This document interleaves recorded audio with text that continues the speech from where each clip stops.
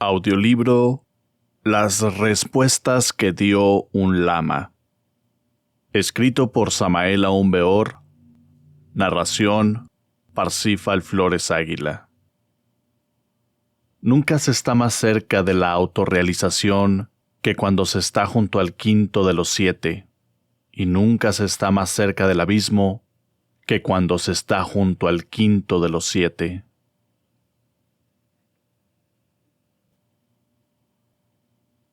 Esta narración de este audiolibro es exactamente igual que como usted la leería en la versión impresa. Para más audiolibros, visite la página audiolibrosgnosis.com. Prefacio.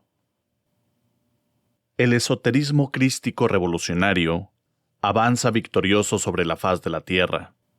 Este libro que tenéis en vuestras manos, querido lector, contiene las respuestas extraordinarias de un lama tibetano, en las cuales se halla condensada la sabiduría antigua. La obra magnífica escrita por Óscar Uzcategui informa al mundo occidental sobre cuestiones trascendentales, desconocidas en su totalidad para la humanidad actual. En cada capítulo se dilucidan extrañas preguntas, acompañadas siempre de respuestas sorprendentes. Los lectores llenos de inquietudes místicas podrán beber del licor de la sabiduría en este libro, de características esotéricas. Desde los antiguos tiempos se rindió siempre culto a los misterios crísticos, mas nunca nadie conoció el secreto de la cristificación, tal como hoy en día aparece en el libro de Óscar Uzcategui. Hay en cada pregunta cierta forma de esoterismo místico, y en cada respuesta una incógnita develada que los lectores sabrán comprender. Por doquiera brilla en las páginas de esta obra el verbo candente de la magia y de la música deliciosa del espíritu. No cabe duda alguna de que esta obra ha sido escrita con caracteres de fuego. Cada palabra en realidad de verdad crepita ardientemente entre el aura del universo. La pluma de Óscar Uzcategui fue capaz de condensar en este libro las inquietudes más sobresalientes de todos los aspirantes a la gnosis. Samael Aumbeor.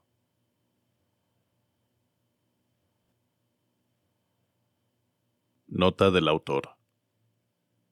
Las respuestas que dio un lama es una obra dirigida a quienes gustan de la síntesis ideológica del pensar humano.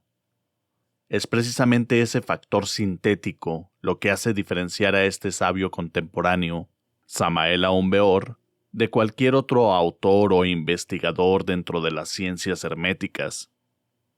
Siempre hemos pensado que escribir, describir o señalar continuo o precisión la trayectoria de alguien muy diferente al común y corriente, de la gran marea humana, no es cosa fácil. A despecho de los escépticos y de los ignorantes ilustrados de esta época moderna, Samael Aumbeor irrumpe en la escena para traernos un conocimiento revelador capaz de transformarnos radicalmente y darle un sentido lógico a la vida del hombre.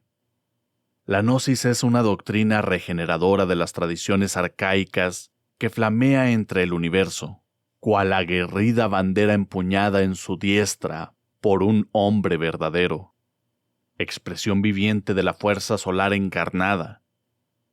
El gnosticismo como filosofía práctica era ya esperado por quienes ansiaban de verdad un cambio profundo dentro de las corrientes del pensamiento. Un sol humanizado, una nueva energía mística, artística, científica, literaria y filosófica, era ciertamente lo que faltaba para poder organizar el crucigrama de la existencia. Todas estas cualidades las encontramos conjugadas en el lama Samael Aumbeor. La sabiduría y el amor, la severidad y la dulzura, inteligencia y comprensión, son detalles que se enlazan armoniosamente dentro de este personaje y por consecuencia dentro de su doctrina. El estilo literario de este enigmático ser en nada tiene que envidiar a los estilistas contemporáneos. Por el contrario, pronto se convertirá en fuente inagotable para generar nuevos caminos a los amantes de la pluma. Los argumentos científicos explicados por Samael Aun-Weor en sus obras echan por tierra todos aquellos dogmas absurdos que venían formando un abismo entre el hombre y los fenómenos metafísicos. Por primera vez, en este siglo, la raza humana cuenta con la antorcha de la gnosis para quemar las telarañas que impedían ver la luz, esa luz que permanecía oculta en los diversos textos sagrados repletos de simbolismo y extraños anagramas. Por esta razón es bastante arduo pretender dar a conocer, con la amplitud requerida, la trascendencia del mensaje expresado por este lama. Esta obra es un aporte para los interesados en compenetrarse con las raíces del gnosticismo internacional. Las respuestas dadas por este filósofo están llenas de una exactitud increíble, pues no vienen acompañadas de hipótesis subjetivas, como acostumbran hacerlo otros autores o investigadores. La agudeza de cada respuesta indica, señala, apunta a un conocimiento de causa por parte del interrogado, y sus expresiones denotan un extraordinario manejo de las leyes de la didáctica y de la dialéctica. Por estos motivos nos hemos esforzado en llevar a la luz pública la doctrina de la síntesis a través de las respuestas que dio un lama.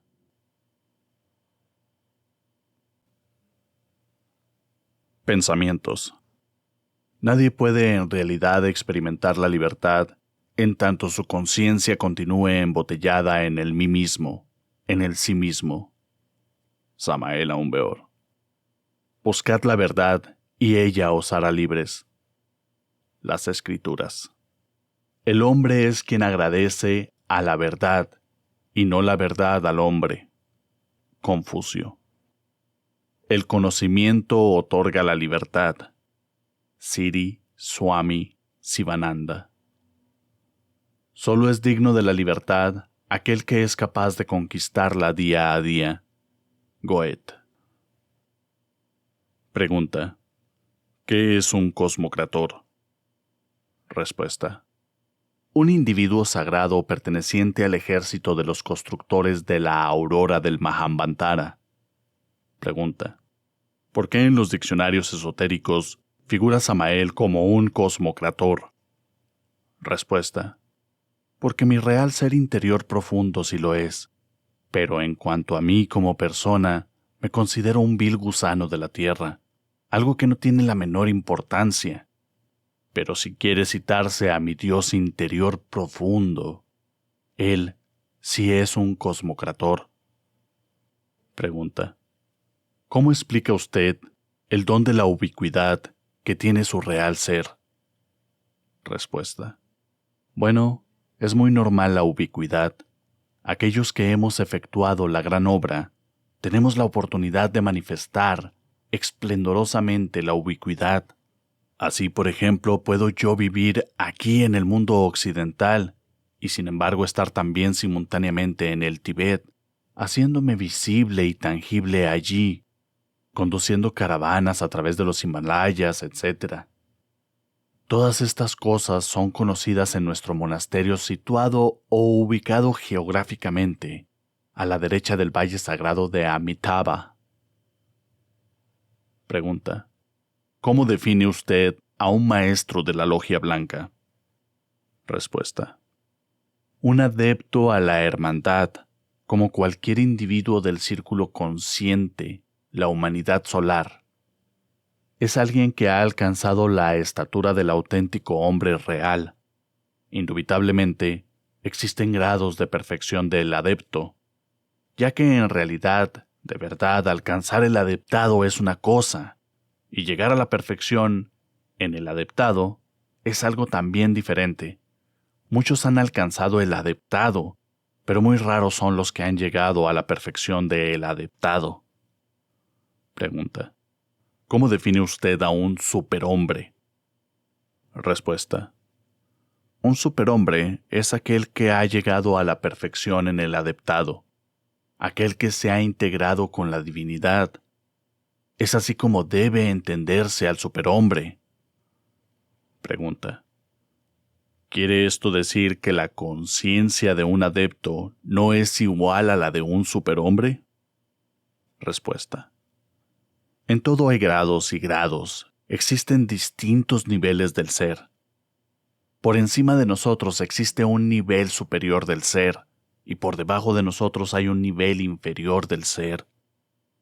Podemos pasar a un nivel superior eliminando cierta cantidad de agregados psíquicos indeseables que en nuestro interior cargamos. Obviamente, también así es posible llegar al nivel más elevado del ser, para transformarnos en superhombres. Distingamos pues a un adepto que ya llegó al estado de superhombre de otro que todavía no ha llegado. Esas son las diferencias que existen entre los distintos adeptos del círculo consciente de la humanidad solar. Pregunta. ¿Alcanzó usted en los Mahamantaras el grado de superhombre? Respuesta. Entiendo que un superhombre auténtico es lo divinal en un hombre. Así, pues, lo que cuenta en nosotros es el ser. Cuando el ser se ha integrado totalmente, tenemos al superhombre. Pregunta. Venerable maestro, ¿es usted inmortal? Respuesta. Claro que sí. Esto es obvio, puesto que poseo un cuerpo vivo en Egipto, en estado de catalepsia. En estas condiciones tengo que gozar de la inmortalidad. Eso es obvio. Pregunta. ¿Podría explicarnos un poco más lo de la momia egipcia que posee allá en la tierra de los faraones? Respuesta. No solo yo la poseo. Muchos otros sacerdotes tienen sus cuerpos momificados en el Valle de los Reyes. Es decir, que también hay un grupo de hermanos mayores que dejaron sus cuerpos en estado de catalepsia, de manera que tales cuerpos, aún hoy, están vivos, y mi caso es uno de esos. Pregunta. ¿Estuvo usted presente en la época en que vivió Tutankamén? Respuesta.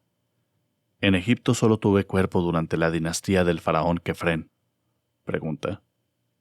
¿Podríamos saber qué función tiene en su existencia actual esa momia egipcia? Respuesta. Es útil porque mediante un intercambio atómico constante llegaré a poseerla totalmente en mi presente existencia. Esto significa que continuaré existiendo en el mundo con tal momia. Pregunta. ¿Estuvo usted reencarnado alguna vez en la antigua China? Respuesta. Sí, en la personalidad de Chou Li. También tuve otras personalidades. Así pues, tuve varias reencarnaciones en la antigua China. Pregunta. De sus pasadas reencarnaciones, ¿cuál le parece que fue más provechosa para la humanidad? Respuesta. Aquella que tuve como Julio César, porque establecimos un escenario para que la cuarta subraza de la quinta raza aria tuviera dónde desenvolverse. Pregunta. ¿Es cierto que usted poseerá, en un futuro inmediato, el don de las lenguas? Respuesta. Bueno, eso dependerá del Padre, y si Él me lo concede, pues tanto mejor, ya que es lo necesario para hacer la labor por la humanidad. Pregunta. ¿Podría darnos una definición completa de lo que es realmente la piedra filosofal? Respuesta. La piedra filosofal es el Cristo íntimo, vestido con los cuerpos de oro. Empero, para que los cuerpos existenciales del ser se conviertan en oro puro, es preciso ser alquimista y trabajar arduamente en la gran obra. Todos los alquimistas pueden darse el lujo de poseer cuerpos de oro puro. Pero, claro está, alquimista no es cualquier hijo del vecino. Pregunta. ¿Cuándo alcanzará usted, venerable maestro, la citada piedra filosofal? Respuesta. En 1978 se me entregará el carbunclo rojo. Afortunadamente, con este carbunclo podemos ayudar mucho a la humanidad. A este carbunclo rojo también se le denomina diamante precioso, con el cual se cincelaron las paredes que construyeron el templo de Salomón. El que tenga entendimiento que entienda, porque aquí hay sabiduría. No es cosa fácil llegar a poseer los vehículos superiores del ser, y nadie puede poseerlos si antes no elimina el mercurio seco de la filosofía. El mercurio seco no es otra cosa que los agregados psíquicos inhumanos, viva personificación de nuestros errores, de nuestros defectos psicológicos. No sería posible labrar la piedra filosofal si no se desintegra el mercurio seco y se elimina el azufre arsenicado o fuego venenoso, bestial, animal. Hay muchos iniciados que se han dado el lujo de fabricar los cuerpos existenciales del ser, pero son raros aquellos que han logrado fijar el oro en los cuerpos. Tal oro se encuentra, normalmente, en el esperma sagrado. Afortunadamente, dentro de cada criatura humana existe un alquimista, denominado antimonio. Ciertamente al antimonio le corresponde la tarea de fijar el espíritu del oro en los cuerpos existenciales del ser. Así es como los cuerpos existenciales del ser, fabricados en la forja de los cíclopes, llega a convertirse en vehículo de oro puro, en el Cristo íntimo, revestido con tales cuerpos en la misma piedra filosofal. Pregunta. ¿Podría decirnos qué poderes concede la piedra filosofal? Respuesta. Cuando el maestro posee la piedra filosofal, tiene por añadidura la medicina universal. Esto significa que no se enferma nunca. Significa que puede vivir sano, porque entre el ser y el cuerpo físico ya no existe el obstáculo del ego. Es el ego el que destruye al cuerpo vital con sus impactos bestiales, con sus lujurias, rencores, etc. Cuando el cuerpo vital se altera, lo hace también el cuerpo físico, y devienen entonces las enfermedades y, obviamente, la vida se acorta. El ego inyecta veneno en el cuerpo físico y lo va destruyendo hasta su muerte total. De manera, pues, que si se destruye el ego, ya nada podrá afectar al cuerpo, excepto la personalidad. Pero si también se destruye a la personalidad, entonces sí se habrá eliminado radicalmente las interferencias entre el ser y el cuerpo físico. Cuando el ser se integra, sin interferencias con el cuerpo humano, se establece una armonía total que le permite alimentarse con los frutos del árbol de la vida. La mejor forma de eliminar el ego y la personalidad es mediante la cooperación hombre-mujer durante la cópula química. El varón, en plena transmutación, debe implorar a su divina madre Kundalini que le desintegre tal o cual agregado psicológico, y la mujer, en ese mismo instante, debe acompañar al varón implorando a su divina madre Kundalini por la disolución de los mismos agregados. Pregunta. ¿Podría explicarnos, maestro, por qué es usted un lama tibetano? Respuesta. En realidad, ese grado es de mi ser. Indubitablemente, alguna vez estuve reencarnado en el Tíbet, y entonces me hice lama. Han pasado los siglos, y aun cuando haya perdido aquel cuerpo tibetano que otrora tuviera, mi ser interior profundo continúa siendo un lama tibetano. Es obvio que, como espíritu, como ser, Asisto siempre a las reuniones de la Orden Sagrada del Tíbet. Pregunta. ¿Qué es en realidad la Orden Sagrada del Tíbet? Respuesta. La Sagrada Orden del Tíbet es una organización de individuos sagrados. La orden tiene, en sí misma, 201 miembros, y la plana mayor está formada por los 72 brahmanes. Nosotros tenemos el gran tesoro del Aryabharta Ashraman, y por eso se puede deducir con entera claridad meridiana que los miembros más exaltados de la orden son individuos que poseen la piedra filosofal. Pregunta. ¿Quién es el más alto dignatario de la Orden del Tíbet? Respuesta. El más elevado de todos, el más exaltado, es Bhagavan Klaiva. Es él el supremo director de la Orden Sagrada del Tíbet. Pregunta. ¿Qué representa el Dalai Lama en la historia del Tíbet? Respuesta. Han sido muchos los Dalai Lamas. Estamos actualmente en el 13º o 13º, el cual, por cierto, tuvo que salir para las tierras sagradas del Indostán. Tuvo que retirarse precipitadamente del Tíbet cuando llegó la invasión de las hordas chino-comunistas. No le quedó otro camino que huir hacia la India, pues de lo contrario habría sido asesinado. El Dalai Lama es un adepto que trabajó por la humanidad, pero, como he dicho, han existido varios Dalai Lamas, y en el futuro seguirán existiendo. Todo aquel que sea una verdadera reencarnación podrá convertirse en Dalai Lama, si la gran ley así lo permite. Pregunta. ¿Es el Dalai Lama un superhombre? Respuesta. No siempre los Dalai Lamas han llegado a la integración total con la divinidad. Sin embargo, los Dalai son verdaderos adeptos, en el sentido más completo de la palabra. Pregunta.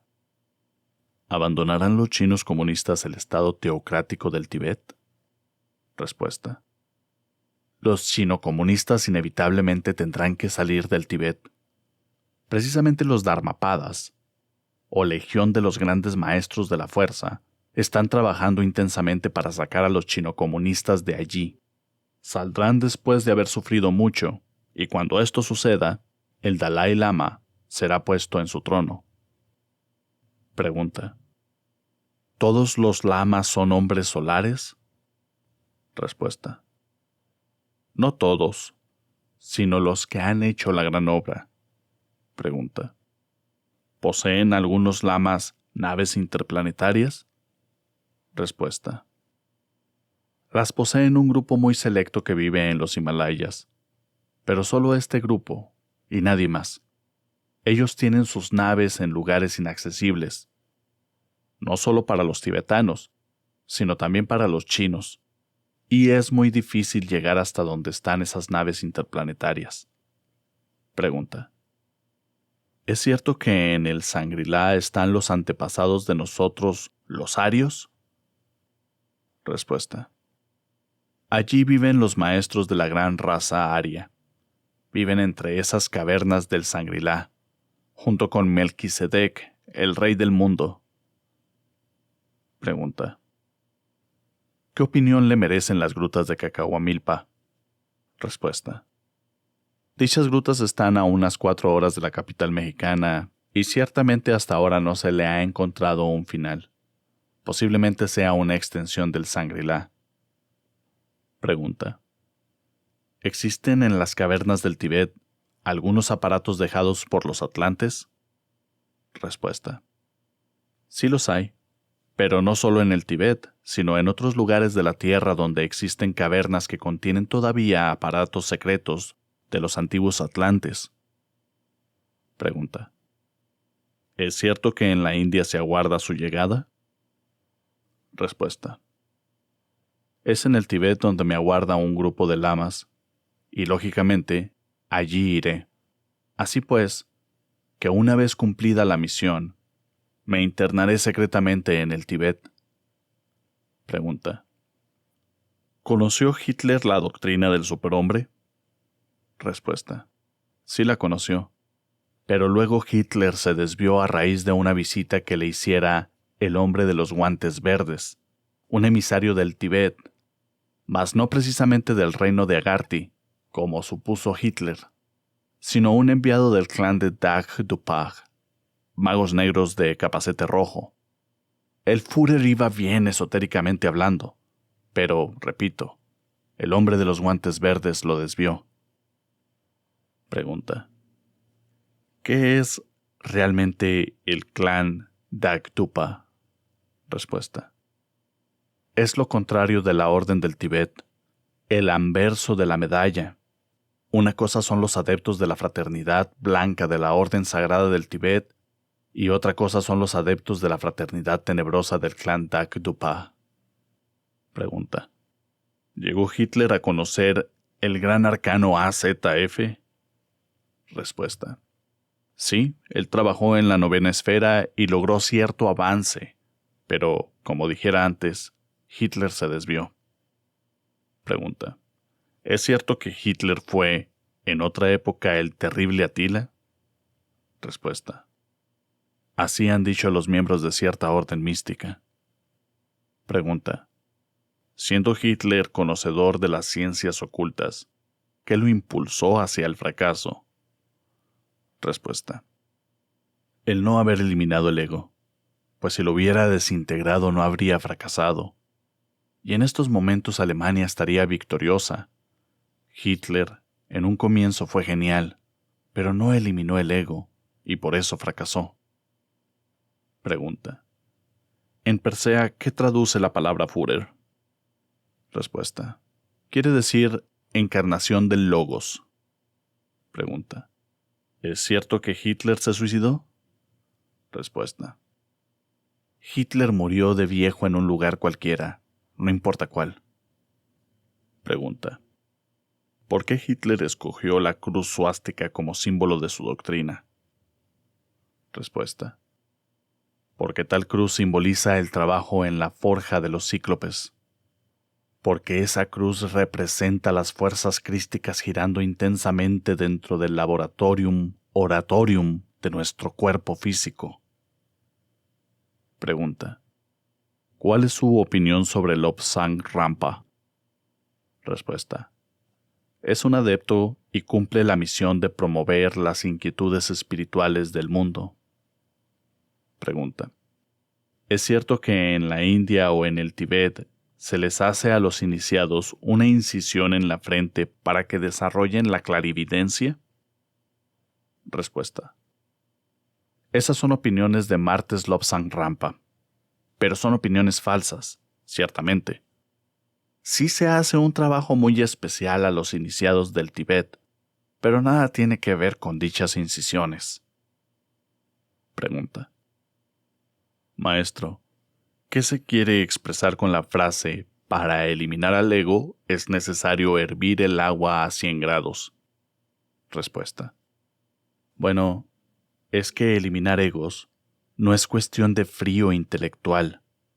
Obviamente, si el agua no hierve a 100 grados, no se cocina lo que se debe cocinar. No se desintegra lo que es necesario desintegrar. Así, también, si no atravesamos por graves crisis emocionales, no cristaliza lo que debe cristalizar, y no se elimina aquello que es necesario eliminar. Es necesario desintegrar los agregados psíquicos, y una vez eliminados, cristaliza, en reemplazo de cada uno de ellos, alguna facultad, alguna virtud, algún poder anímico. Cuando decimos alma, debe entenderse que hablamos de un conjunto de fuerzas, poderes, virtudes, etc. Por ejemplo, si uno desintegra el defecto de la lujuria, cristaliza en nosotros la virtud de la castidad. Si eliminamos el odio, cristaliza en nosotros el amor. Si desintegramos el egoísmo, cristaliza en nosotros el altruismo. Y así sucesivamente cada vez que eliminamos un defecto, cristaliza algo de alma, una ley, un poder, una virtud, etc. Y al morir todos los agregados psíquicos que en nuestro interior cargamos, poseeremos entonces a nuestra alma. Por eso dicen los evangelios: en paciencia poseeréis vuestras almas. Aún más, hasta el mismo cuerpo físico debe convertirse en alma. Quien desintegra al ego, llega un momento en que se convierte en mutante, y ya con esa cualidad es visible o invisible a voluntad. Puede atravesar un muro sin sufrir daño alguno, porque el cuerpo se ha transformado en algo elástico, dúctil. Puede también asumirse una edad de 20 años o de 100 años, porque entonces el cuerpo ya no pertenece al tiempo, se ha convertido en alma, y eso es lo importante. Ay de aquel que pierde su alma cuando no la cristaliza en sí mismo. Un hombre puede ser muy rico, puede poseer una erudición extraordinaria, puede ser un gran ocultista, etc. Pero esto de nada le sirve si ha perdido su alma. Pregunta: ¿es cierto que algunos santos llegaron a emanar olor a flores de sus cuerpos? ¿Este suceso se debe a lo expresado en su respuesta anterior? Respuesta: en gran parte es por lo antes dicho, pero es necesario pasar más allá de la categoría de santo. Una cosa es el profano, otra cosa es el santo y otra cosa es el adepto. En un adepto, el mismo cuerpo de carne y hueso llega a volverse alma. Puede volverse inmortal, en un mutante que ya no está sujeto al tiempo. Pregunta: ¿podría explicarnos, venerable maestro, el proceso que usted realizó para comprender sus defectos? Respuesta: eso es cuestión de análisis muy rigurosos, de aplicación de la técnica de la meditación, etc. Por esa vía llega a comprenderse tal o cual defecto, y una vez ya comprendido, puede entonces desintegrarse con la ayuda de la Divina Madre Kundalini. Pregunta: antes de alcanzar usted la maestría, ¿llegó a meditar todos los días? Respuesta: la meditación es el pan diario de todo verdadero aspirante a la sabiduría. Siempre he meditado y siempre continuaré meditando. Pregunta: ¿querría explicarnos qué es eso de autodisciplinarse esotéricamente para no dejarse tragar por el ego?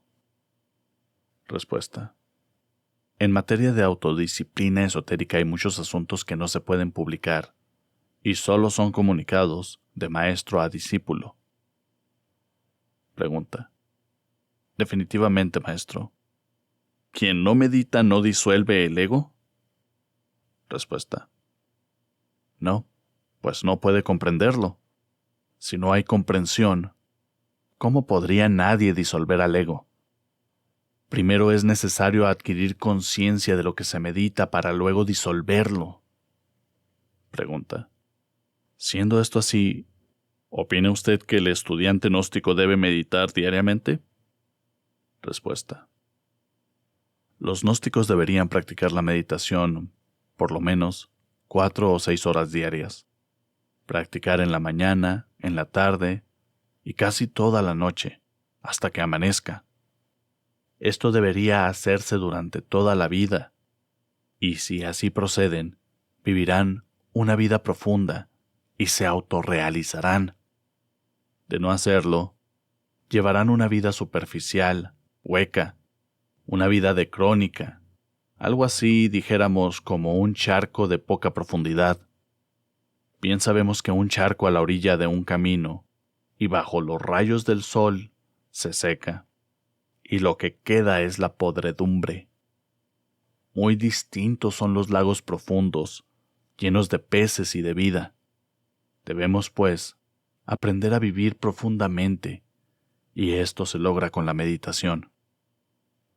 Pregunta: maestro, cierta vez se le preguntó a un instructor cuánto tiempo debería durar una meditación y contestó 10 minutos.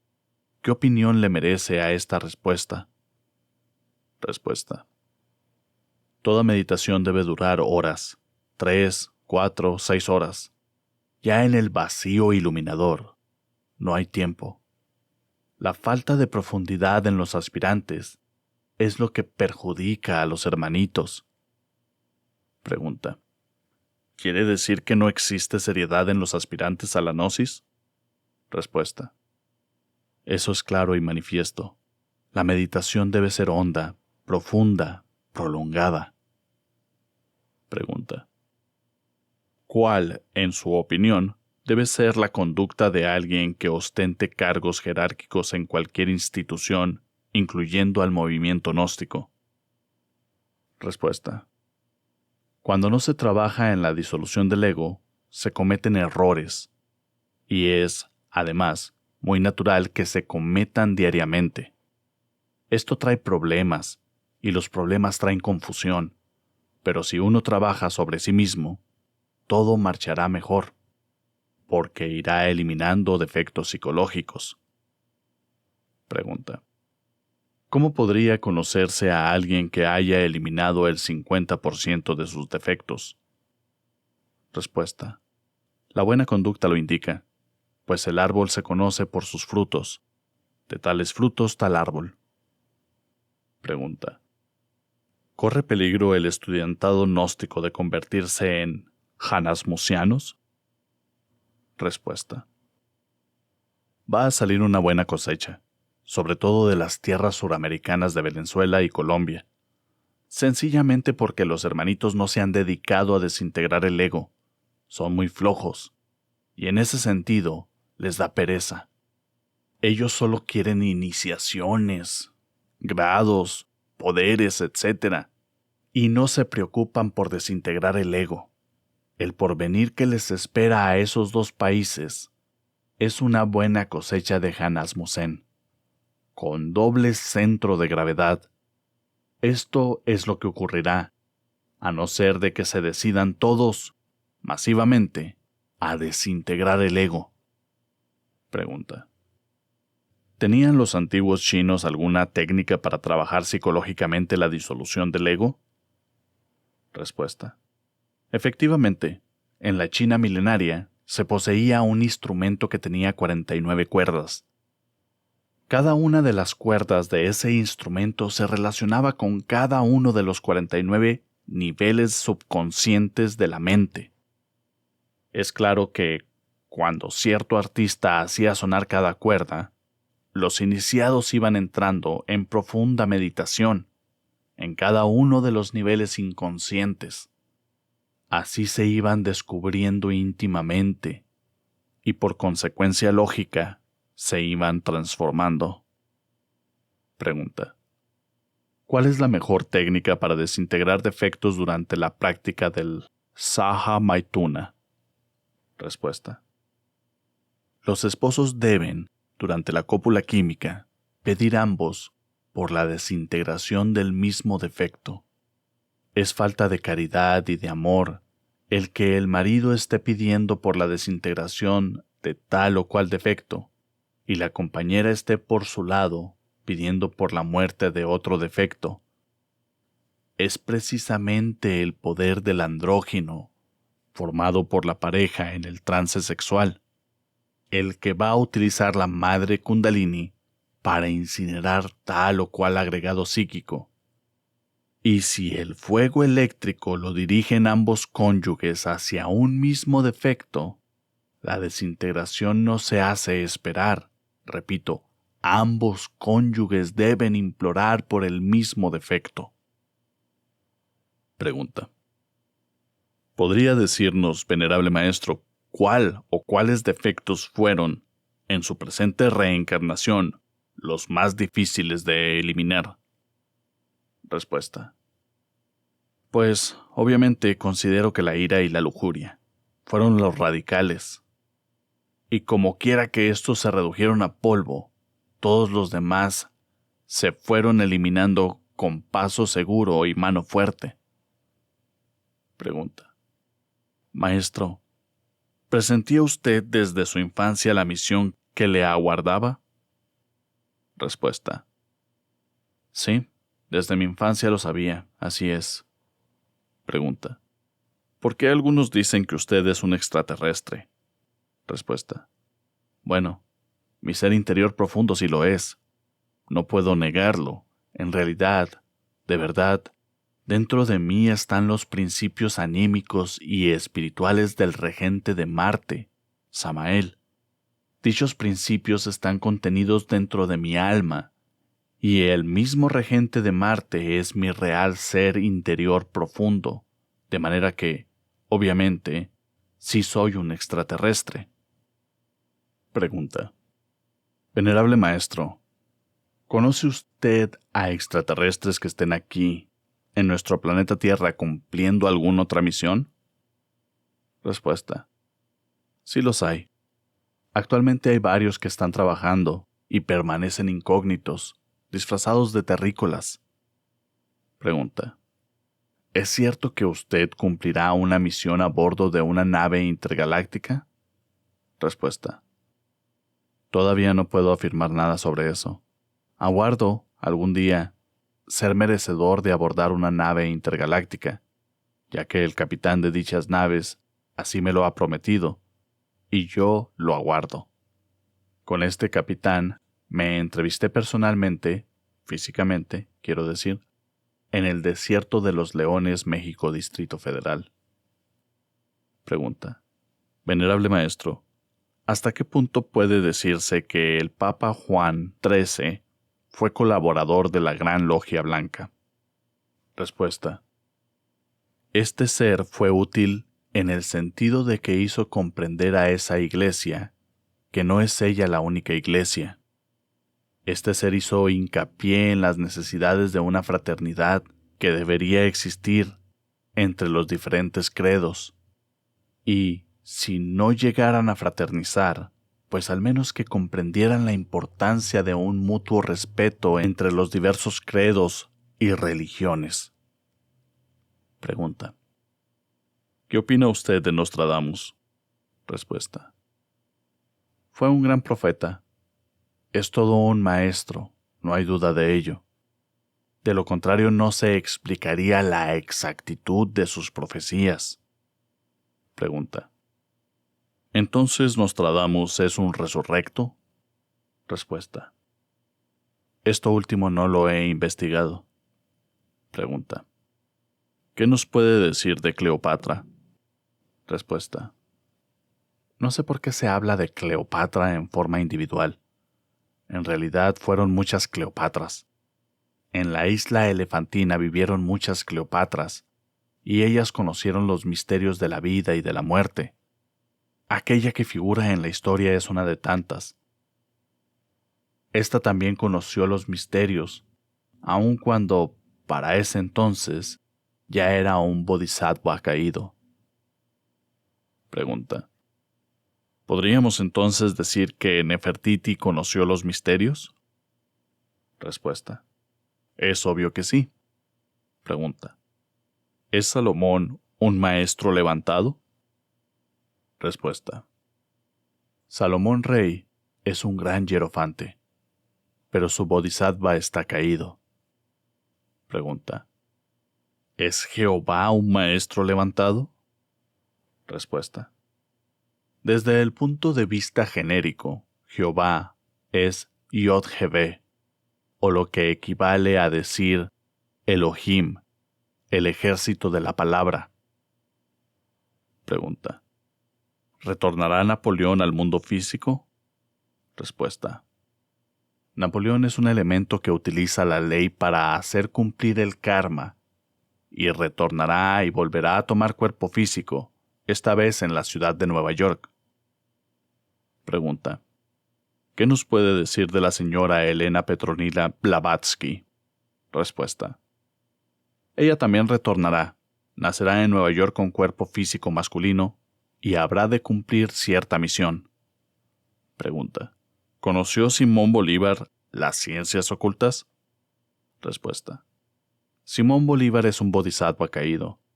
Es el bodhisattva de un maestro que dirige el rayo libertador, y sus átomos son muy necesarios para lograr la liberación del ser humano. Pregunta. ¿Retornará de nuevo Simón Bolívar? Respuesta. No se ha informado nada todavía. Pregunta. ¿Considera usted que Moisés es un superhombre? Respuesta. Claro que sí. Moisés es un superhombre en el sentido más completo de la palabra. Pregunta.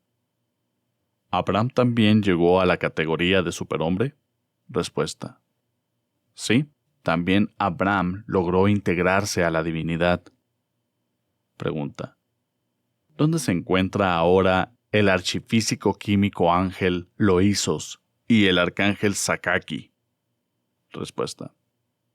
En el cosmos, en el espacio, en viaje a través de los mundos. El arcángel Sakaki es uno de los 4 tetrasustentadores del universo. Pregunta. ¿El dios Tlaloc volverá a tomar cuerpo físico? Respuesta. Tlaloc tomará cuerpo físico en la futura Edad de Oro, después de una gran catástrofe que se avecina. Volverá de nuevo a ayudar a la humanidad consciente de la Edad de Oro. Pregunta. ¿Fue María Antonieta una mujer de conciencia despierta? Respuesta. No totalmente despierta, pero sí goza de un buen porcentaje de conciencia despierta. Pregunta. ¿Conoció Robespierre la filosofía iniciática? Respuesta. Si verdaderamente lo hubiera conocido, no habría cometido los errores que cometió. Robespierre se convirtió prácticamente en un verdugo de Francia. Pregunta. ¿Quién fue realmente el conde de Montecristo? Respuesta. Es un símbolo, una alegoría plasmada en la obra de Alejandro Dumas, una viva representación de Cagliostro. Pregunta. ¿Trabaja todavía el conde Astaroth en la magia negra? Respuesta. Jamás conocí a Astaroth como conde. Solo lo conocí como duque. Ahora tiene cuerpo físico, pero ya no es mago negro. Pregunta. ¿Quién fue Cristóbal Colón? Respuesta. Un gran vidente, que basado en unas tradiciones, se lanzó hacia la India, queriendo dar una vuelta por esa vía, y se encontró con América. Pregunta. ¿Es Juana de Arco una dama adepto? Respuesta. Sí, y vive todavía.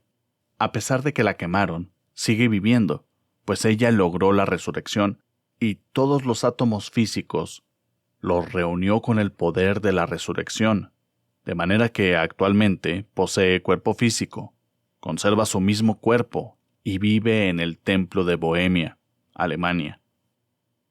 Pregunta. ¿Qué nos puede decir de Uri Geller? Respuesta. No me ha interesado, no lo he investigado porque no me ha interesado. Pregunta. ¿Es cierto que el conde San Germán está en España? Respuesta. El conde San Germán no está en España, sino en el Tíbet oriental, y volverá a Europa en el año de 1999. Pregunta. ¿Qué grado esotérico alcanzó Mahatma Gandhi? Respuesta. Mahatma Gandhi no pudo realizar la gran obra. Se dedicó exclusivamente a la política. Pregunta. ¿Fue San Agustín un patriarca gnóstico? Respuesta. Claro que sí. San Agustín es un gran hierofante. Él también fundó la Orden de los Agustianos, una orden gnóstica, una secta gnóstica. Pregunta.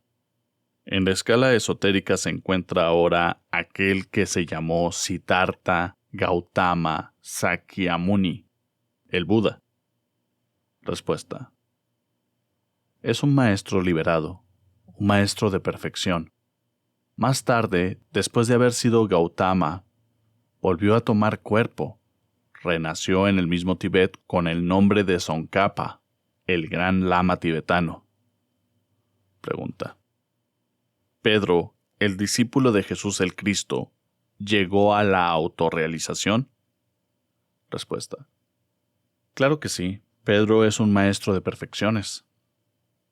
Pregunta. ¿También se autorrealizaron todos los apóstoles? Respuesta: sí, todos ellos se autorrealizaron. Pregunta: ¿fue un iniciado Alejandro Magno? Respuesta: Alejandro Magno no fue ningún iniciado. Fue sencillamente un conquistador, y eso es todo. Pregunta: ¿qué opina usted, venerable maestro, de Federico Nietzsche? Respuesta: en su teoría del superhombre, a Nietzsche se le olvidó hablar del hombre. Hay necesidad de crear primero al hombre, pues el animal intelectual no es hombre todavía. Nietzsche creyó que el hombre existía y se equivocó. Obviamente, una vez creado el hombre, se puede entonces hablar en términos de superhombre, pero antes no. Pregunta: ¿fue Nietzsche un conocedor de las ciencias herméticas? Respuesta: en realidad, de verdad, Nietzsche sí conoció las ciencias herméticas. Eso no lo podemos negar. Los símbolos que usa son herméticos: el águila, la serpiente, etc. Pregunta: ¿conoció Mao Zedong el esoterismo? Respuesta: indubitablemente no. Mao Zedong se dedicó al bolchevismo comunismo, y eso es todo. No se preocupó por cuestiones esotéricas. Obsérvese que Mao es Aum, pero al revés. Pregunta: ¿se autorrealizó el Dante Alighieri? Respuesta: él es un maestro resurrecto y ahora vive en Italia. Pregunta: ¿conoció las enseñanzas gnósticas el gran escultor Miguel Ángel? Respuesta: conoció el esoterismo y es un iniciado. Pregunta: ¿logró autorrealizarse Platón, el filósofo de Atenas?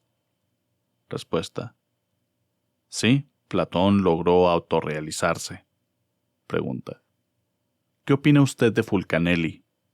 Respuesta: Fulcanelli es un resurrecto que realizó la gran obra. Su máxima obra, precisamente, ha sido llamada Las Moradas Filosofales, y nadie, desgraciadamente, la ha entendido. Ello se debe a que, para entenderla, es necesario haberla realizado. Después de la Segunda Guerra Mundial, ciertos servicios secretos estuvieron buscando a Fulcanelli. Él es un experto físico nuclear, para arrancarle alguna información, pero afortunadamente, él supo evadirse y ahora está en ciertos lugares que son a su vez templos o monasterios. Pregunta: ¿qué opina usted de Gurdjieff? Respuesta: la enseñanza de Gurdjieff es magnífica, pero sin embargo, adolece de muy graves errores. Por ejemplo, desconoce todo lo relacionado con la madre Kundalini Shakti. Se pronuncia contra ella, dejando a sus discípulos en condiciones de no poder trabajar sobre sí mismos. Es obvio que si a un soldado le quitan las armas, ¿qué podría hacer entonces en un campo de batalla? Así también, si al estudiante se le quita la Divina Madre, ¿cómo se va a defender? ¿Cómo se va a desintegrar los agregados psíquicos? Solo la serpiente ígnea de nuestros mágicos poderes tiene pleno poder para desintegrar los agregados psíquicos inhumanos que en nuestro interior cargamos. Gurdjieff confunde al Kundalini con el abominable órgano kundartiguador. Hay dos serpientes, la que sube y la que baja. La que sube es la que se enrosca en la vara del Esculapio, dios de la medicina, la misma que también se enroscaba en el Tao generador, con el cual Moisés sanaba a los israelitas en el desierto. La que baja es la horrible serpiente pitón de 7 cabezas que se arrastra en el cielo de la tierra y que Apolo irritado hirió con sus dardos. Esa es la serpiente tentadora del Edén. Esta última se proyecta desde el coxis hasta los infiernos atómicos del hombre. Gurdjieff cometió el error de atribuirlo a la que sube, a la serpiente de bronce, los poderes siniestros, hipnóticos y malvados de la serpiente descendiente de la que baja. Así que en realidad, de verdad, el error de Gurdjieff es imperdonable y por eso fracasó en su escuela. Pregunta. ¿Podría decirnos, venerable maestro, quiénes fueron los constructores de la gran esfinge? Respuesta. Fueron los miembros de la sociedad de Akaldan, una sociedad atlante. Los grandes sabios de la mencionada sociedad siempre llevaban esfinges en la antigua Atlántida. Y después, cuando estos sabios se retiraron de ese continente por causa del gran cataclismo que se avecinaba, y que ellos no ignoraban, se orientaron hacia el continente Grabovni, hoy llamado África. Desde ahí, desde el sur de África, avanzaron hasta el país de Nila, hoy llamado Nilo, y precisamente en Cairona, llamado hoy el Cairo. Vivieron y construyeron las esfinges. Dichas esfinges representan al fuego, al aire, al agua y a la tierra. Las garras del león representan al fuego, el rostro humano al agua, las alas simbolizan al aire y las patas de toro hacen referencia a la tierra. Estos 4 elementos son fundamentales en la gran obra y se sintetizan en la sal, el azufre y el mercurio de la alquimia. En la sal está contenido el elemento tierra, el elemento agua y el elemento aire. En cuanto al azufre, vemos que se alimenta de la tierra, y esto lo evidenciamos en los volcanes, donde también está presente el fuego. Y en cuanto al mercurio, vemos que participa del aire y del agua. La sal, el azufre y el mercurio están, pues, allí en los 4 elementos. Pregunta. ¿Podría explicarnos por qué los antiguos egipcios le rendían culto al gato? Respuesta. Porque lo asociaban con el mercurio. El gato siempre ha sido símbolo del mercurio de la filosofía secreta. Ya sabemos que el mercurio es el alma metálica del esperma. Obsérvese que el gato es un gran vidente. Él ve en la noche, en las tinieblas, e incluso sale en la noche, se reproduce en la noche, y es precisamente en la noche profunda de los sabios, en la oscuridad, entre el augusto silencio, donde se trabaja con el mercurio. Es decir, en la elaboración del mercurio de la filosofía secreta. La actuación del gato indica que está íntimamente relacionado con el mercurio, y por eso se le ha rendido culto. No olvidemos que el mercurio nos convierte en el gentil hombre, en hombres iluminados. Pregunta. ¿Las pirámides egipcias son templos en otras dimensiones? Respuesta. Las pirámides egipcias tienen, en realidad, sus correspondencias en otras dimensiones del cosmos y de la naturaleza. No lo negamos. Así es. Pregunta. ¿Qué significado tiene la palabra Heliópolis? Respuesta. Quiere decir ciudad sagrada. Pregunta. Maestro, ¿por qué Tutankamén murió tan joven? Respuesta. Murió joven por el destino que ya traía, pero se autorrealizó. Pregunta. ¿Las momias descubiertas por los astrólogos constituyen actos de profanación o es así por la ley que lo ha querido? Respuesta.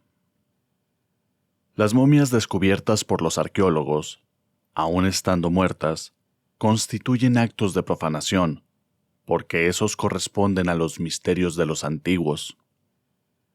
Pregunta. ¿Por qué algunas personas, aun sin haber efectuado este tipo de estudios, conservan sus cuerpos después de la muerte? Respuesta. se debe a la cal que contiene el cuerpo, o bien a los muchos antibióticos que ingirieron cuando estaban con vida. Pregunta. Existe por ahí un personaje llamado Ramatis. ¿Es este señor un adepto? Respuesta. Ramatis no se ha visto en la logia blanca, por lo tanto no me consta que sea un adepto. Pregunta. ¿Qué representaba el escarabajo para los egipcios? Respuesta. El escarabajo, entre los iniciados egipcios, tenía el significado de alma. Pregunta. ¿Quiénes construyeron las estatuas de la isla de Pascua? Respuesta. Esa es una cuestión de la antigua Lemuria. Los lemures levantaron esas estatuas y las colocaron siempre en dirección hacia la Lemuria, tercera raza raíz. Pregunta. Las escrituras cristianas mencionan a la ciudad de Belém. ¿Existió realmente esa ciudad? Respuesta. Belém es una palabra derivada de Bel, torre de fuego, en caldeo. Belém no existía como aldea y ni siquiera figuraba en los mapas, de manera que Belém traduce torre de fuego. Y esa torre hay que levantarla dentro de uno mismo, con el fuego sagrado. Al llegar dicho fuego a la altura del cerebro, queda establecida la torre dentro de uno mismo, aquí y ahora. Pregunta. ¿Usted acompañó a Jesucristo en la Tierra Santa? Respuesta. En la época de Jesús de Nazaret yo estaba desencarnado. Pregunta. ¿Por qué los cristianos que eran arrojados a los leones en los circos romanos, en vez de ir llorando, iban riendo? Respuesta. Porque eran gnósticos, y los gnósticos no le tienen miedo a la muerte. Los gnósticos conocen a fondo los misterios de la vida y de la muerte. Pregunta. ¿Qué opina Jesús el Gran Kabir del estado actual de la humanidad? Respuesta. Él siente piedad por esta humanidad fracasada, porque definitivamente esta humanidad está fracasada. Pregunta. ¿Por qué se dice que, esotéricamente, el aspirante debe caminar entre triángulos, octágonos y escuadras? Respuesta. Los triángulos representan el manejo de las tres fuerzas, de los tres factores de la revolución de la conciencia: el santo afirmar, el santo negar y el santo conciliar. Recordemos las fuerzas positivas, negativas y neutras, el masculino, el femenino y el neutro. Los octágonos significan las 8 iniciaciones, pues en verdad son 8 iniciaciones, y las escuadras representan el recto pensar, el recto sentir y el recto obrar, en general, la buena conducta. Pregunta. ¿Por qué se dice los iniciados deben ir de la mano con Marta? Respuesta. Marta es una de las 24 partes de nuestro ser. Ella representa la humildad del iniciado. Sin Martita, sin la humildad, no podemos integrarnos con las partes más elevadas de nuestro ser. Pregunta. ¿Su gurú ciertamente se llama Adolfito o es un nombre simbólico? Respuesta. Así se llama. Es el nombre que tuvo en una de sus últimas existencias, o mejor dicho, que adoptó porque existe desde la Lemuria. Él nació en la Lemuria, pero no ha muerto. Conserva el mismo cuerpo que tuvo en la Lemuria. Se llama Adolfo y cariñosamente le digo Adolfito. Pregunta. ¿De qué se alimenta un resurrecto? Respuesta. Se alimenta del árbol de la vida.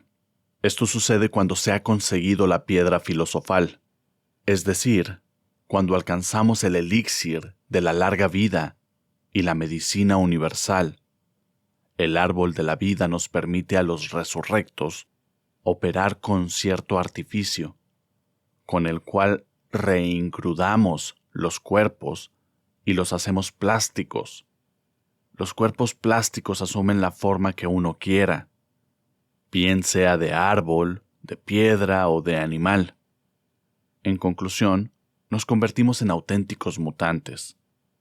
Téngase en cuenta que toda enfermedad tiene sus orígenes en la mente, en los yoes. Muertos estos últimos, conseguimos entonces que nuestros cuerpos reincrudados se tornen plásticos y podemos aparecer como viejos o como jóvenes. Pregunta: ¿considera usted que un resurrecto necesita eliminar la personalidad? Respuesta: hasta hace poco yo mismo defendía la personalidad, pero ahora he disuelto el ego a cenizas. Me doy cuenta de que la personalidad es un estorbo entre el ser y nosotros.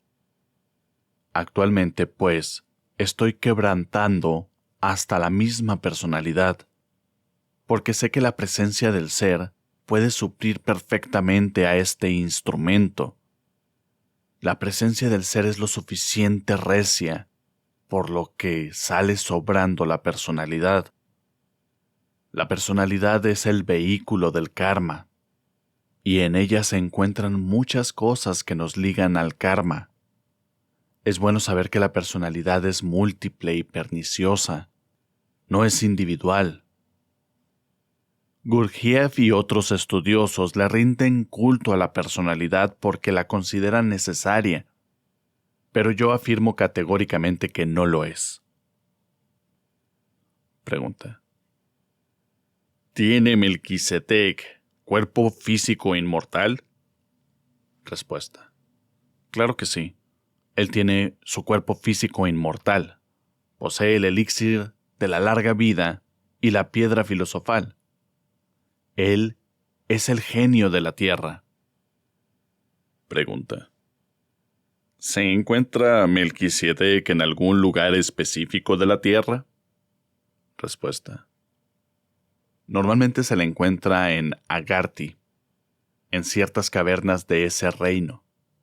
Tanto él como los que lo acompañan poseen naves espaciales, con las cuales viajan a través del inalterable espacio infinito.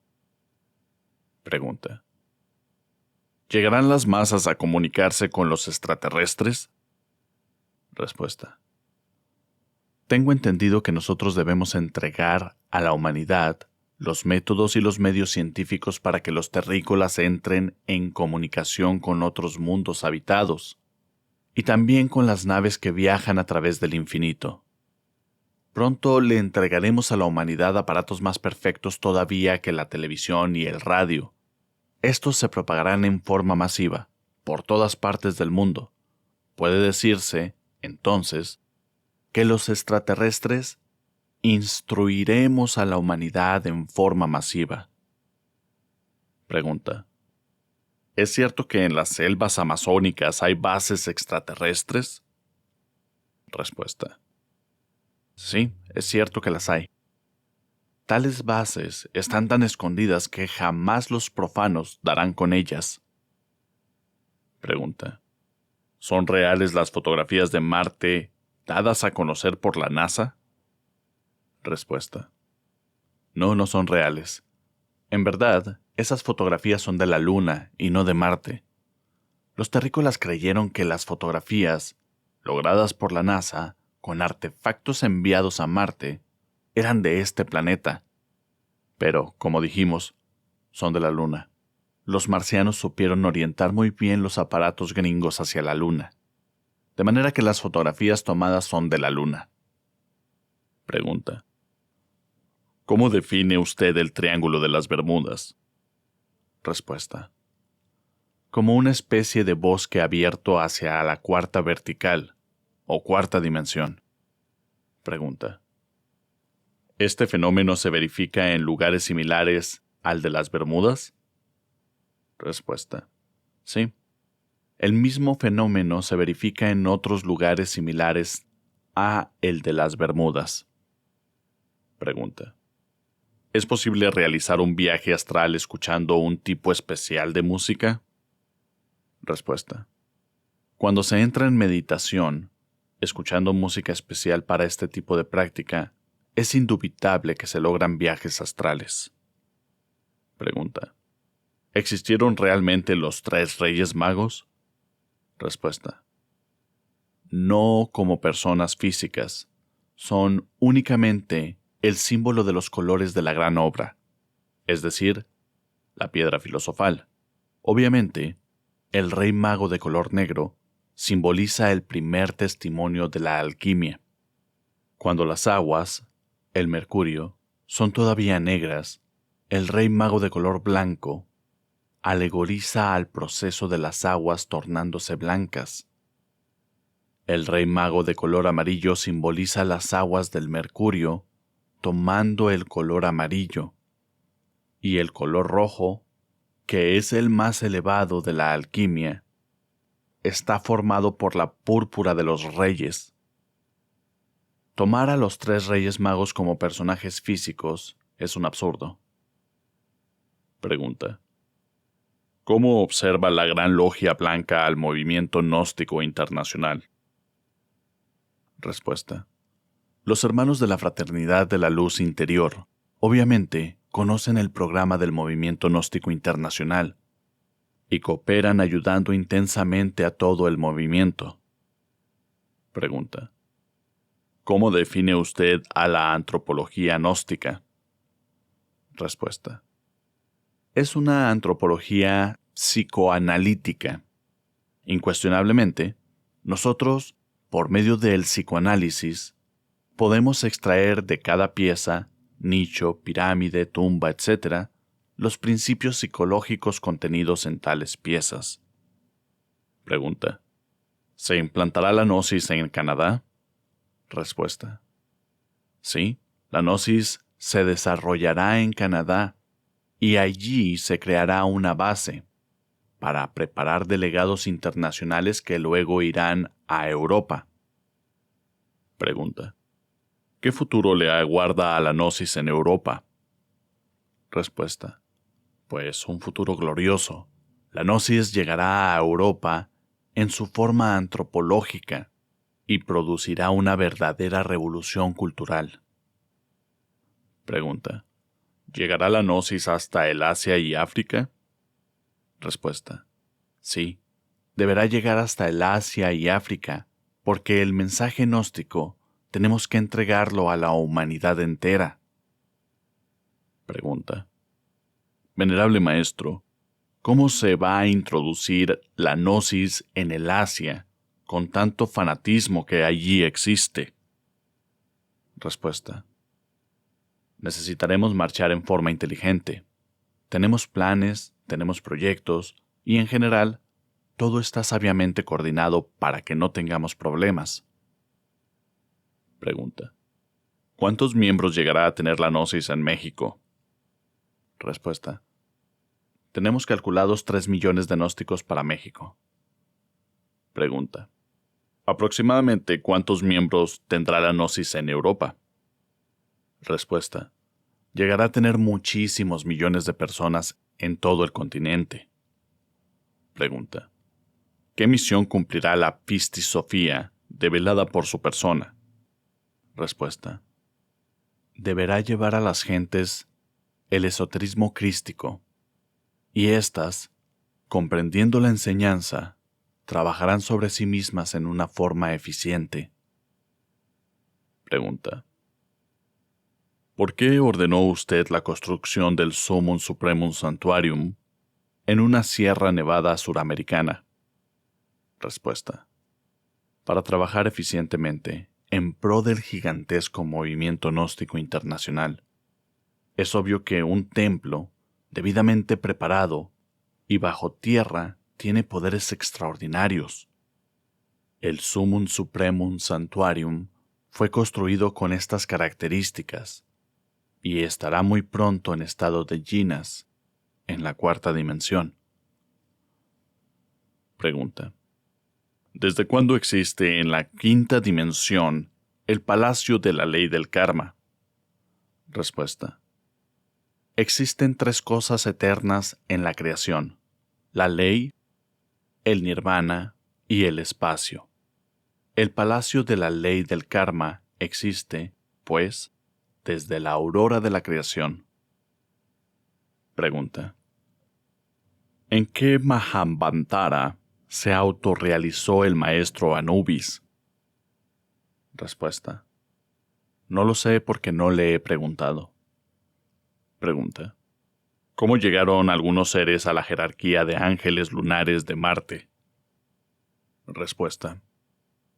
Trabajando sobre sí mismos con los 3 factores de la revolución de la conciencia: nacer, fabricación de los cuerpos existenciales superiores del ser; morir, desintegración del ego animal; y sacrificio por la humanidad. Fue así como lo lograron. Pregunta. Venerable maestro, ¿cuántos mandamientos existen? Respuesta. Existen 22 mandamientos que se corresponden con los 22 arcanos mayores del tarot. Pregunta. ¿Por qué Moisés solo entregó a la humanidad 10 mandamientos? Respuesta. Porque la humanidad solo estaba preparada para recibir esos 10 mandamientos, pero a través del tiempo se irán enseñando los otros. Pregunta. ¿Podría decirnos, venerable maestro, qué es el Aeón 13? Respuesta. Es el mismo Ain de la cábala hebraica, el Sat de los indostaníes. Un Sat Gurú, por ejemplo, es un hombre que ha llegado al Aeón 13. Más allá del Aeón 13 está el inmanifestado absoluto, el eterno Padre cósmico común. Pregunta.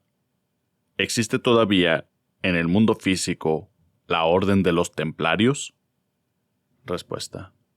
Sí, todavía existe. Está activa y es la misma orden de los Caballeros del Santo Grial. Ellos viven en ciertos lugares secretos que ahora no citaré, porque también hay enemigos secretos. Pregunta. ¿Es cierto que los rusos están inseminando mujeres con semen de monos? Respuesta. Los rusos están realizando esas estupideces porque quieren fabricar una raza de degenerados, para que se hagan cargo de los trabajos materiales, y poder ellos entonces dedicarse a otros estudios, dizque de alta ciencia, alta moral, etc. Esto no es más que un cúmulo de ensayos torpes efectuados por los rusos. Pregunta.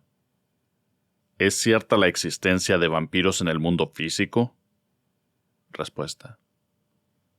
Los hay en grandes cantidades, más de lo que se cree. Existen técnicas tenebrosas que sirven para fabricar vampiros. Los vampiros son el producto de un homosexualismo combinado con magia negra. Los vampiros odian a las mujeres porque son homosexuales, y las vampiresas odian a los hombres porque son lesbianas. Pregunta. ¿Considera usted que un homosexual puede regenerarse o progresar dentro de este tipo de estudios? Respuesta. Los homosexuales y lesbianas son casos perdidos. Son verdaderos fracasos. Este tipo de gente son semillas podridas, y las semillas podridas no germinan jamás. Pregunta. ¿Por qué algunos varones normales en su vida diaria se han visto copulando en sueños con otros varones? Respuesta. Ocurre algunas veces que en estas personas existe homosexualismo subconsciente, sumergido. Otras veces se debe a que conservan en la psiquis agregados femeninos de sus existencias anteriores, cuando tuvieron cuerpo físico femenino. Igual caso ocurre con las mujeres que se han visto en sueños copulando con otras damas, aun cuando en la vida cotidiana no sean lesbianas. Pregunta. ¿Qué debe hacer una persona que descubra elementos de infrasexualismo en sus experiencias oníricas? Respuesta. Esos agregados deben ser trabajados con la ayuda de la Madre Kundalini. Es precisamente en la forja de los cíclopes, el sexo, donde debe pedir a la Divina Madre que le desintegre ese agregado de tipo lujurioso. Entonces, después de cierto tiempo, ese agregado será destruido totalmente. Y, si luego aparece otro similar, habrá que desintegrarlo también. Pregunta. Venerable Maestro, ¿qué opina usted del aborto? Respuesta. El aborto es una destrucción de la obra de la Madre Naturaleza. Bien sabemos que la diosa Madre Natura trabaja creando organismos. Cada uno de nos la lleva dentro de sí mismo, en la propia psiquis, y es ella quien une el zoospermo al óvulo. Ella es quien elabora la célula germinal primitiva con sus 48 cromosomas. Ella es la que nos da los impulsos para la formación genuina de la célula germinal primitiva. Y, gracias a esto, el organismo se desarrolla y se convierte en un gran arquetipo creador. Así, pues, en realidad, de verdad, la Madre Natura lucha intensamente para fijar un organismo. Y cuando alguien destruye su obra, comete un crimen que en modo alguno puede pasar desapercibido para la gran ley. Sería absurdo que la gran ley estuviera de acuerdo con este tipo de destrucción, y naturalmente sanciona severamente a todo aquel que destruya la obra de la Madre Naturaleza. Por lo tanto, el aborto provocado intencionalmente es un homicidio, sancionado como tal por la gran ley. Pregunta. Maestro, ¿y cuando sobreviene el aborto involuntario puede considerarse como un karma? Respuesta. No siempre es kármico, pues muchas veces un accidente puede provocar un aborto. Es kármico algunas veces, como en los casos en que las mujeres comienzan a gestar una criatura y una y otra vez fallan en sus intentos. Pregunta. En rasgos generales, ¿qué consecuencias traerá a la humanidad la legalización del aborto? Respuesta. Como quiera que la humanidad está dedicada al error y el aborto sea legalizado y se toma como un hecho normal, ya oficializado, esto acarreará un karma terrible para los habitantes de la Tierra. Es claro que quienes no hayan provocado abortos no tendrán nada que pagar. Pero todo eso es en general. Influirá en las grandes catástrofes que se avecinan. Pregunta. ¿Es cierto que un planeta llamado Hercólubus se está acercando peligrosamente a la Tierra? Respuesta. Sí. Esa mole planetaria, al acercarse demasiado a la Tierra, atraerá al fuego líquido del interior de nuestro planeta y provocará el estallido de volcanes, además de producir intensos terremotos y grandes maremotos. El fuego líquido de la Tierra quemará todo lo que tenga vida, y en el máximo del acercamiento de Hercólubus sobrevendrá la revolución de los ejes de la Tierra. Los mares cambiarán de lecho y se tragarán a todos los actuales continentes. La Tierra regresará al estado caótico para que dentro de ese caos surja un mundo nuevo, una Tierra regenerada, transformada, donde vivirá la nueva humanidad. Pregunta. ¿Conocen los científicos la cercanía de ese planeta? Respuesta. Sí, todos los astrónomos lo saben. Pregunta. ¿Por qué, si ellos lo saben, no alertan a la humanidad? Respuesta. Porque los gobiernos lo prohíben para evitar la psicosis colectiva. Pregunta. ¿Es cierta esa leyenda que habla de la existencia del hombre lobo? Respuesta. Eso se llama licantropía. y es conocida desde hace muchísimos siglos. Obviamente, algunos tenebrosos, magos negros, hechiceros europeos, suelen meter el cuerpo físico dentro de la cuarta dimensión, estado de Jinas, y allí asumen la figura de verdaderos lobos hambrientos que atacan a las gentes, y hasta las devoran de verdad. Pregunta. ¿Lo que usted ha llamado Aeon 13 tiene relación con los 13 cielos o con los 13 infiernos? Respuesta. Tiene relación con todo eso y con los 13 sefirotes. Pregunta. ¿Tiene algún significado esotérico el elefante blanco? Respuesta. Este animal representa al Logos.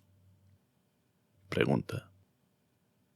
¿Cuál es la causa de la política fracasada que caracteriza a los líderes gubernamentales actualmente? Respuesta. Esta política fracasada, utilizada por los líderes modernos, tiene sus raíces en la debilidad sexual de los mismos. Bien es sabido que la sociedad moderna está controlada por los bribones del intelecto. Los bribones del intelecto son terriblemente fornicarios. Y todo esto está demostrado hasta la saciedad. Un bribón es la mezcla del intelectualismo desprovisto de espiritualidad. Y la falta de espiritualidad ocasiona lujuria exorbitante. Como quiera que el mundo está gobernado por bribones, no es extraño que esto suceda. Así pues, los políticos por ser débiles son gobernados por el superhombre. Los políticos por ser débiles sexualmente están gobernados por el círculo consciente de la humanidad solar que opera sobre los centros superiores del ser. Los políticos vienen a ser como fichas negras que la gran logia blanca manipula. Existen fichas blancas y negras, y la gran logia blanca refuerza a veces una ficha u otra, de acuerdo con el karma y el dharma de las naciones. Pregunta. ¿Qué consejo daría usted a quienes se dedican a enseñar esta doctrina gnóstica? Respuesta. Los instructores gnósticos, ante todo, deben hablar al pueblo en el lenguaje sencillo, para que él mismo pueda entenderlas con claridad. Pregunta. ¿Es cierto que la NASA tiene en sus laboratorios algunos extraterrestres congelados? Respuesta. Eso es tan absurdo como llegar a creer que un hombre se dejara atrapar de una hormiga. Los extraterrestres son superhombres y se conocen muy bien a los animales intelectuales terrícolas. No son, por lo tanto, tan tontos como para dejarse atrapar. Pregunta.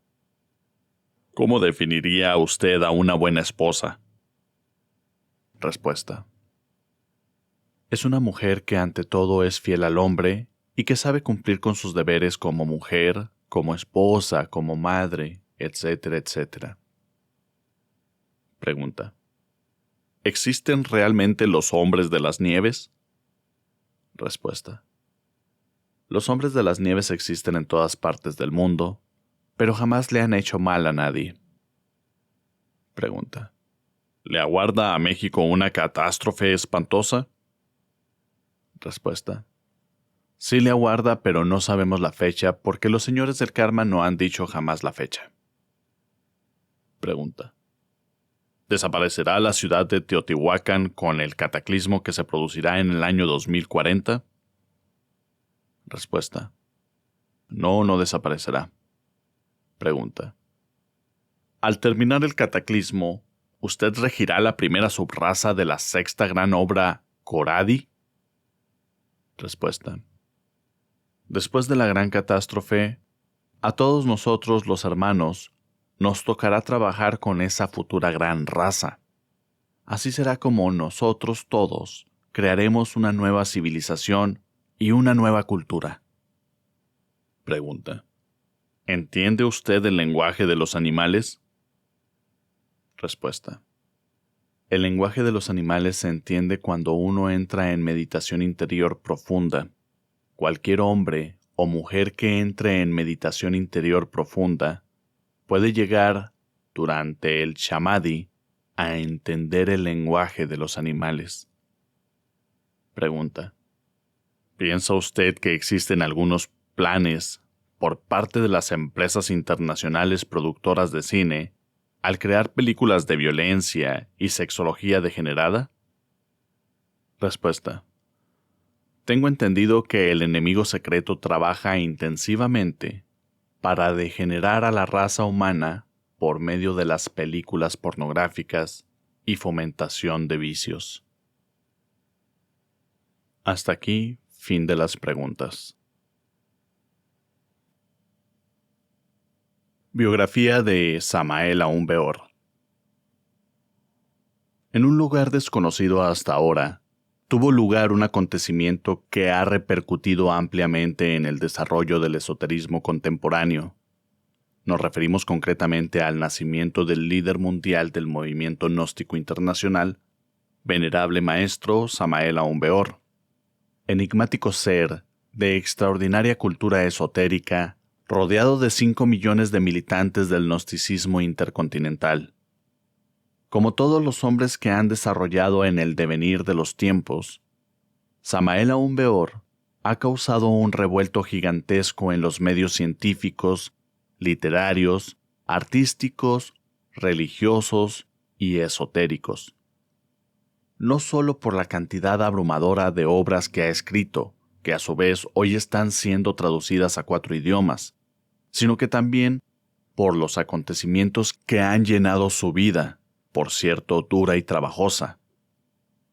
Hombre de estatura regular, de anchos hombros, de mirada muy penetrante, rasgos egipcios y piel clara, Samael Aun Weor es, a diferencia de tantos filósofos, místicos, parapsicólogos o esoteristas, un hombre exclusivamente práctico en un 100%.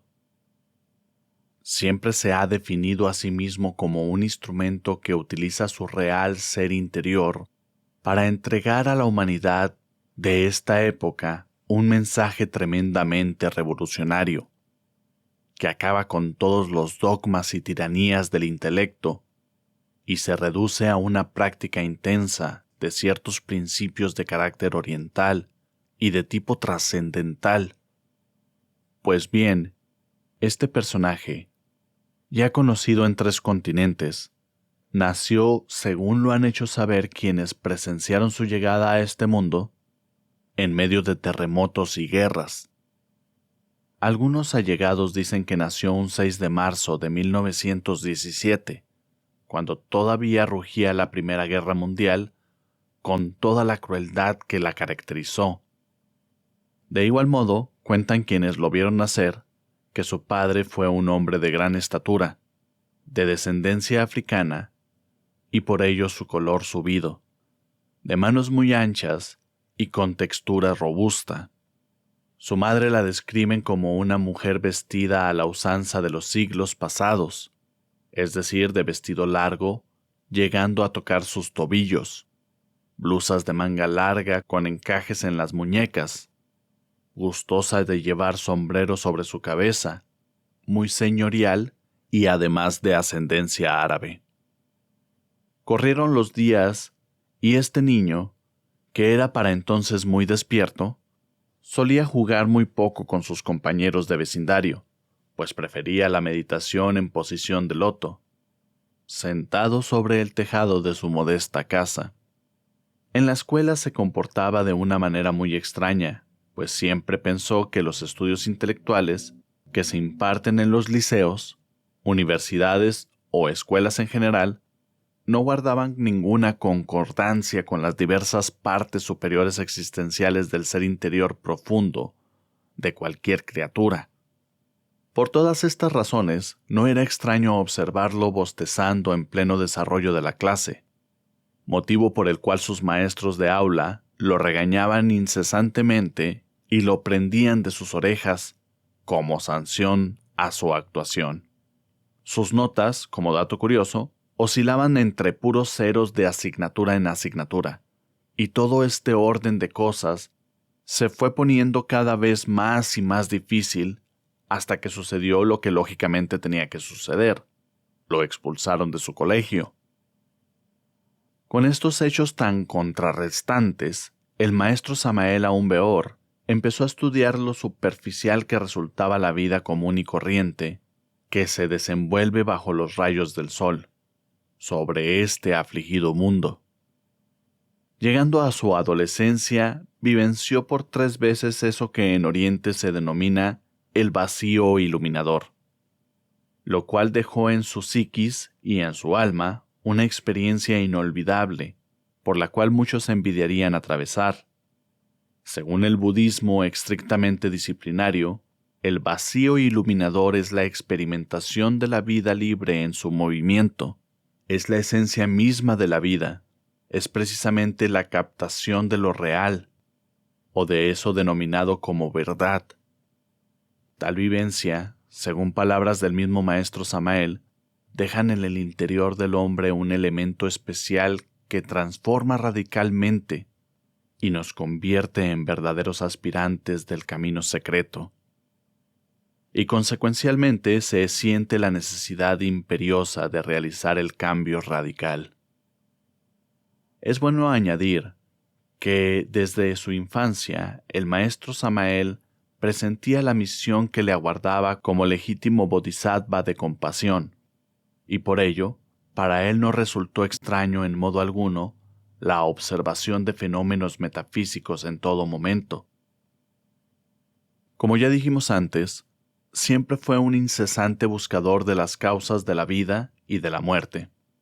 Lo animó siempre a trabajar su anhelo de conocer por vía de la experimentación directa los diversos procesos ocultos que originan los acontecimientos diversos que conforman la existencia de todo humanoide. Llegando a esa etapa de la vida en que todos los jóvenes se sienten invadidos por las influencias, el entonces bodhisattva, de quien es hoy el venerable maestro Samael Aún Weor, también recibió en su corazón los encantos de eso que se llama romanticismo, y como verdadero conocedor de la más excelente retórica y diestro en el manejo de las conductas humanas, se vio a menudo en escenas de declaraciones amorosas, brindis de bohemios, doncellas hermosas, conflictos de celos, etcétera, etcétera. Así transcurría la vida de quien más tarde llegaría a ser el revelador mundial de las claves de la liberación humana. Varias fueron las mujeres a quien aquel joven de entonces sorprendió, narrándoles de antemano los acontecimientos que luego, varios años después, se cumplirían al pie de la letra en torno de sus vidas. Al llegar a estas alturas de la biografía, conviene añadir que cierto día, andando de visita por Sudamérica, caminando por esas calles empedradas de las ciudades que por ahí abundan, lo interceptó una dama iniciada en los misterios egipcios, y luego de las consabidas presentaciones, le inquirió al maestro de esta manera: ¿Cuándo naciste? El maestro respondió: dicen por ahí que nací el 6 de marzo de 1917. A lo cual añadió aquella mujer: te equivocas, pues en 1919 tú me visitabas en Los Ángeles, California, para cobrarme una deuda que yo tenía pendiente contigo. Antes de retirarse, aquella dama alcanzó a decir además: y esto que te he dicho es solo una parte de los misterios que te envuelve. Luego llegarás a saber algunos otros detalles igualmente sorprendentes. Es importante saber que el maestro Samael, aun teniendo su bodhisattva caído, poseyó siempre el don de la ubicuidad, y gracias a ello pudo durante la Segunda Guerra Mundial entrevistarse personalmente con el alto mando alemán y conocer, por lo tanto personalmente, a Adolfo Hitler, el Führer. Y además se entrevistó con el duque de Windsor y con el general de Gaulle. Cosas como estas dejan sorprendidos a los estudiantes comunes del esoterismo, por estar acostumbrados, estos últimos, a simples divagaciones en materia del ocultismo. Retrocediendo en el tiempo, hemos llegado a investigar que el entonces Bodhisattva, de capa caída, sufrió una pubertad bastante difícil debido precisamente a una madrastra que cumplió una amarga misión, con la cual fue la de darle una vida imposible, llegando a extremos de azotarlo continuamente en la espalda, dejando en su piel cicatrices que hoy en día permanecen. Esta situación se fue tornando cada vez más aguda y motivó a aquel joven a salirse de su casa, jurando no regresar jamás. Antes de que esto ocurriera, se había desempeñado, a los 9 años, como monaguillo de una iglesia suramericana. Este oficio lo obligó a temprana edad a aprender latín y recitar versos cristianos en la iglesia susodicha. La personalidad de aquel innato ocultista siempre se ha visto contrastada con aspectos muy curiosos. Por ejemplo, muchas personas dan testimonio de haber visto al maestro Samael, aún peor, cabalgando como un experto jinete y con su caballo hacia largos recorridos. Y en uno de tantos se encontró con una mina de oro en el corazón de una montaña suramericana. Aquel hecho no dejó de despertar el asombro en el interior del Bodhisattva. Empero, como místico trascendental, siempre ajeno a las cosas banales de este mundo, optó por indicar con unas piedras de oro, mediante la estructuración de una cruz, el sitio de dicha mina.